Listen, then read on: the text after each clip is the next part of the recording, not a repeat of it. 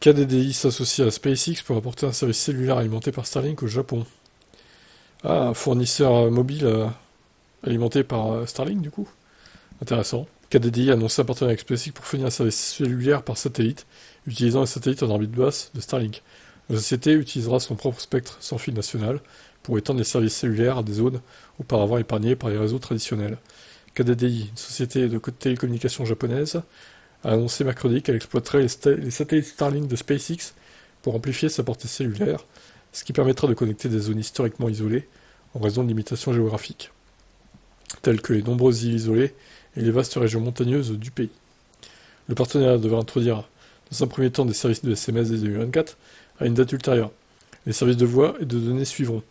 La société a également annoncé que le service fonctionnera avec presque tous les smartphones existants sur le réseau KDDI. Alors j'imagine que les plus vieux smartphones prendront pas en charge ça, enfin je pense. Hein. SpaceX a annoncé pour la première fois son intention de fournir une connectivité cellulaire avec T-Mobile aux États-Unis l'année dernière. À l'époque, Musk avait invité d'autres sociétés à les rejoindre, et bien qu'il n'y ait pas eu de preneur immédiat, KDDI est désormais la troisième société à signer un accord. Plus tôt cette année, la société de télécommunications néo-zélandaise One NZ, anciennement Vodafone, a annoncé avoir signé un accord avec SpaceX pour offrir une couverture mobile à travers le pays, éliminant ainsi les zones mortes cellulaires. Bah c'est pas idiot, c'est même très malin. Maintenant, il faudra voir le tarif de ça. Ça se trouve, ça va être hors de prix par contre.